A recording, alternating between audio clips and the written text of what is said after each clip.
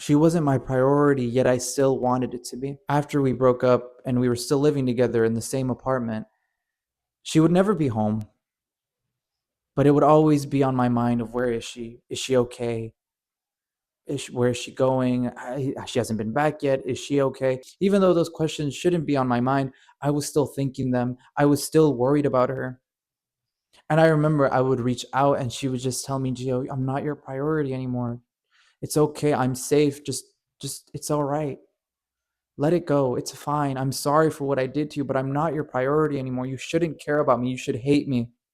Yet I couldn't. I couldn't find myself to hate her. As a matter of fact, I was still trying anything to fix it. I remember there was quite a few times that I would try talking to her to see if I could just understand what was going on, why she discarded me for someone else, why she chose what she did. But she would always deflect it and say, I'm not choosing someone. I'm not going to someone else. This isn't happening. I'm going to focus on myself, even though I knew it was bullshit. Anyone could see right through her. I just wanted the truth. That's all I wanted. I wanted the truth. That's why I kept insisting on knowing why. I remember one of the conversations that we had is that she was actually informing me that she actually got approved for an apartment. And I was happy for her. I said, that's good. She told me she was going to be living with her sister and that that was going to be a problem in and of itself. But I told her, well, at least you have your place now. And she said, yeah. She asked me what I was going to do. And I said, I probably was just going to be couch surfing, at least for a while, because again, I just didn't know what was going on. The whole original plan was for us to get an apartment again together, just move somewhere else. But when I found out she discarded me for someone else, well, all of that had to change. So on a whim, I just kind of asked my friend to couch surf for a bit. I told her about that, and she just said, well, that's going to be nice. You're going to have your friend again. And I said, yeah, it's going to be nice, but I don't know if I'll be okay. She said, I know you'll be okay. Even after us breaking up, even after all of the damage has been done, she would always insist on apologizing. She would insist on apologizing whenever she got the chance to. And even then, when she would apologize, I just couldn't accept it. And all the times that we talked, which was about 5 times after the breakup, I would say, give or take 5 times, she would apologize. But I would just keep trying to like forgive her, even though it wasn't really forgiving. I would just kind of be like, you don't have to apologize.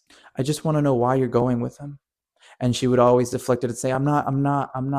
I remember during that same conversation about the apartment that she was getting, she also just told me, if you ever want something to eat, please text me. I know some days you don't really eat or you don't even do much to eat, and I don't want to be worried about that.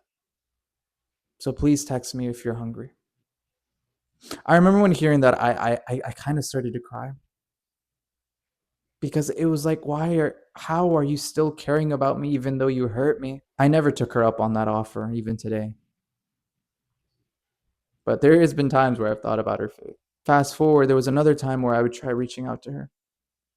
And this time, it was because I still wanted to fix things. She was out with her friends that night, and I just kept asking her, what are you doing? Where are you? She hasn't came back home yet, and I was just starting to get worried. She replied with, Gio, I'm not your priority. I'm safe. I'm okay, but I'm not your priority. I said, I know, but I'm still worried. I still care about you. Eventually, I just kind of texted it and said, I just want to talk to you. She said, fine, I'll be there in 30 minutes. She came home and we went driving. She asked where we were going, and I just said, I think I just want to go to a viewpoint. We went to Vista House over by Multnomah Falls here in Oregon. While I was driving over there, I started to play music.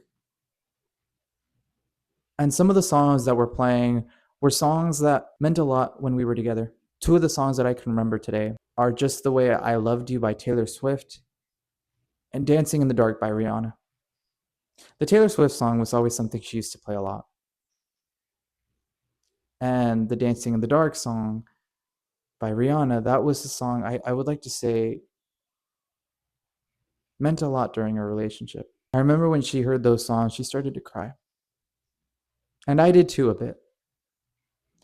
Because even then, we both still had kind of mixed feelings about all of this. When we finally got to Vista House, I parked the car and we just kind of stood there, looking at the night sky, looking at the city of Portland. We sat there for a good 5-10 minutes, just listening to music.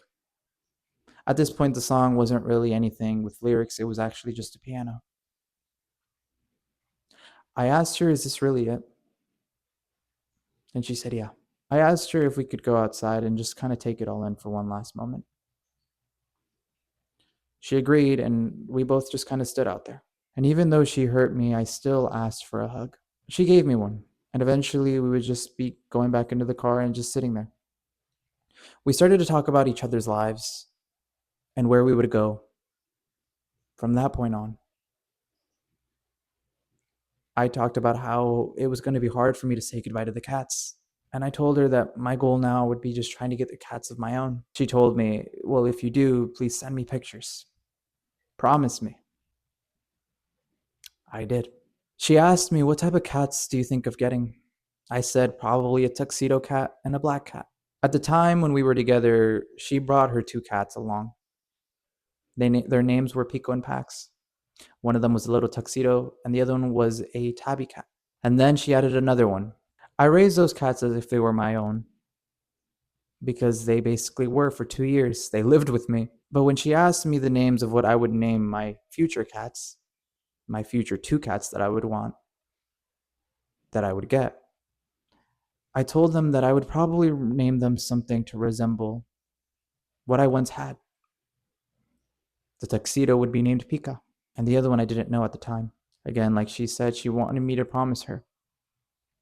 Promise her that when I do get those cats that I would tell her. I said, "I promise." But I made her promise me about those cats, the cats that we already had at the time when we were living together, Pico and Pax. I told her, when the time comes and it's time to say goodbye to Pico and Pax, you let me know. Because those cats were my cats as well. I raised them as if they were my own. They mattered to me, and they were there for me. So when it happens, please, I don't care if you're mad at me. I don't care if we're on bad terms. You tell me. And I don't care if you hate me. You tell me. She agreed and said, "I promise." That night, we made some promises to each other.